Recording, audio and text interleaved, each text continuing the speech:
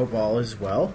And as you're sitting down for another installment of our video lessons, we have your Poe amusement park ride that's due tomorrow. So what I'd like to do is, if you're not done or you're just finishing up, you're not quite sure on something, is to review those expectations one more time. Your picture for the ride, I'd like that drawn on a plain piece of paper. So nothing with lines or anything like that. No design. Something plain, preferably white would probably be easiest because I would like you to color it. It's harder to color on a blue or a green, but feel free.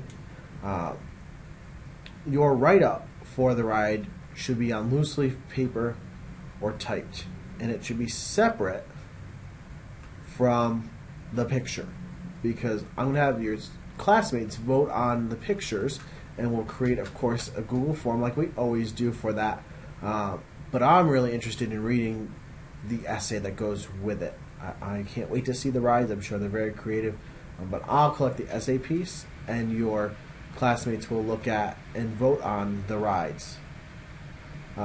Please put your name on both sheets. For the picture, I'd like it on the back. That way, for voting purposes, when I'm taking pictures and uploading them, that people's names are not appearing on the ride, because I would like it to be as fair as possible. And as a general reminder, any questions, please email me, stop in and see me in the morning. Whatever works best for you is fine. I want to talk more about the Telltale Heart. So we've been reading this for a few days. So let's talk about how it ends. What do you think of the fact that this narrator, who, let's remember, is not Poe, for all intents and purposes, it is not Poe. This narrator, who is mad, takes the old man, who he claims to love, and decapitates him and buries him under the floorboards. The two police officers come. He gets very comfortable. And then it happens. Then his guilt, or his madness, or both, you can decide, get to him. What were your reactions? I cannot wait to hear them tomorrow. So when we come into class, I'm going to have you play the role of the police officer. Because what's so important to me is that you can really get into character here. That you're able to understand their motivation, understand what motivated the narrator, and really maybe get into the interworkings of Edgar Allan Poe, and why he did what he did when he wrote. How did he capture the audience's attention? And what was purposeful and what was not? So, what we're really looking at here is something we call the author's craft. So when we read memoir, you'll remember we talked all about author's craft and how that craft impacts the way we read their works. So it's things like rhetorical questions, storytelling, text structure, text features, which there weren't really any of those in Poe. But all of that plays into our understanding and our ability to read the piece.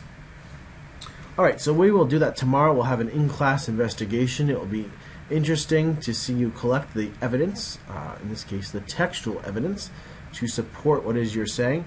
But I think you are all surprised by the final outcome, unless you had read the story before. Alright, so let's go back and revisit this comic that I first displayed for you in our welcome PowerPoint, and when we went to the Edgar Allan Poe Museum. So as I said to you, you wouldn't appreciate it. So let's read it again. So you got Piglet at the door. Have you seen Eeyore? He's been missing for days. So it's a very worried Piglet.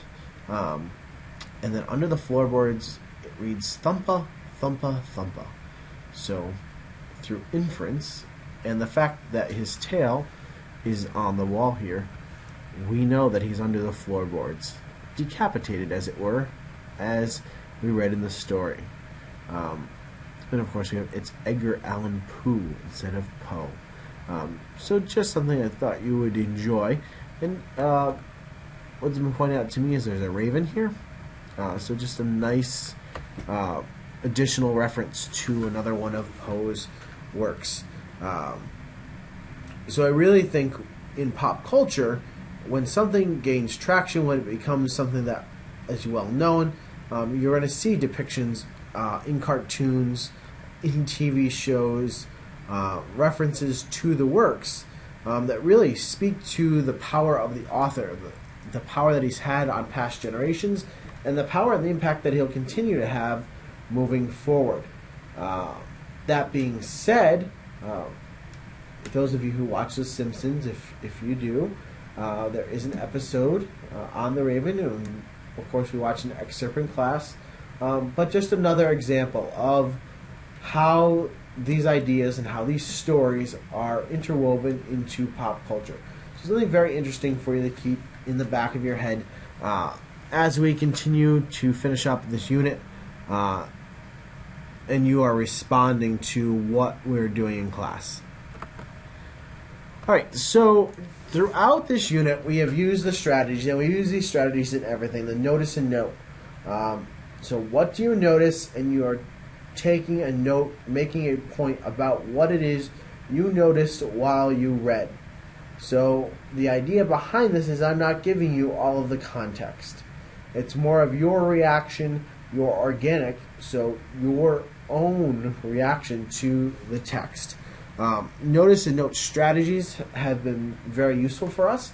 So I really want to remind you, this should just be a review of what those strategies look like. The first one is contrast and contradictions. So when we're looking at that concept, we would call it or say about it that it's a character who says or does something that contradicts what the character has already done, or is the key operative word here, meaning that it could be one or the other. It does not have to be both. On a rare occasion, it is. So the other option is it's a character says or does something that contradicts what we would expect. So we are going to come to an expectation about the character, and then we are going to have an expectation for how that character should act. Now when we're talking about contrast and contradictions, what we're talking about is how that impacts us about when we're reading. And in The Telltale Heart, the contrast and contradiction is the narrator presents himself as this sane individual who expresses his love for the old man, who tells us all about the situation as he perceived it. And then as he descends into his own madness, the contradiction comes out. The contradiction in the story, of course, is the fact that he dismembered this man and buried him under the floorboards. And it's in such stark contrast to the person that presents himself to us as we begin the story. Some may argue, and that's fine if you want to defend it, that it's not a contradiction or a contrast because he presents himself as mad from the very beginning, in the sense that he says he is not mad. So a good question to ask ourselves when trying to notice contrast and contradictions: why is the character doing that? So this helps us to make predictions and or inferences about the plot and conflict. So it's always important to kind of be thinking ahead, understanding what the author is saying. So another one that we've used, and it comes up, and I don't know if it's overused, it's the again and the again, or in other words, the repetition. So repetition is of that symbol or of an idea that appears over and over again in a work. Also in poetry, which we will see later on this year. So let's get your chart out. And on the chart, I want you to put in one column the signposts. And remember, there are 5. So I've given you 2. I really would like you to get out your notes and get the other ones yourself, because I think part of this learning process is you really finding and understanding them. So let's start by writing down contrast and contradictions and the again and the again. And then in the right-hand side column, what I really would like to see are the examples of those signposts. So we have a couple to get us started. The first is the narrator's disease. It's brought up over and over and over again We are told about it. It's his illness. But the contradiction is that he's mentally ill. He's not physically ill. He doesn't have the flu or anything like that. But rather, it's a mental illness. The other contrast, which we touched on already, is his love for the old man. So how can a person who claims to love this old man, because he's his neighbor, he's known him for a long time, so it's definitely like a friendship, and then turn and murder him? The other, again and again, is the midnight, the after dark. What happens during those unknown hours of the day? And it really seems to be a topic that we see often in literature, because it's the unknown. It's those times of the hours that most people are asleep, and if anybody's awake, they're doing something quiet, and nobody's quite sure about what happens during that point in the day. I'd like you to add some examples, so take a few minutes, add some examples to your chart. If you'd like, you can pause the video if that's easier for you.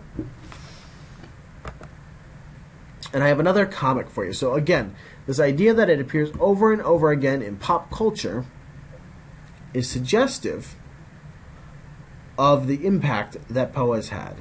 So we have the Scarecrow, who says he's dead, his heart ripped out, but why? Who? So a few things for you to notice here. There's a raven down here, and there's dripping blood on the Tin Man. So this goes back with the story. The narrator, of course, rips out the heart of the old man because the sound of it is bothering him, and it's not actually beating, but he hears it in his mind. So in this case, the Tin Man, who of course was in need of a heart, is ripping out the heart of this person that he killed. And it really speaks volumes about the impact that Poe has had. So I hope you found this useful. As you're searching, as you're going through things, if you find comics or pop culture references to Poe, I would love to see them. I think that it's a great way for us to learn and grow in our knowledge, is by finding these connections to our everyday life. Very good.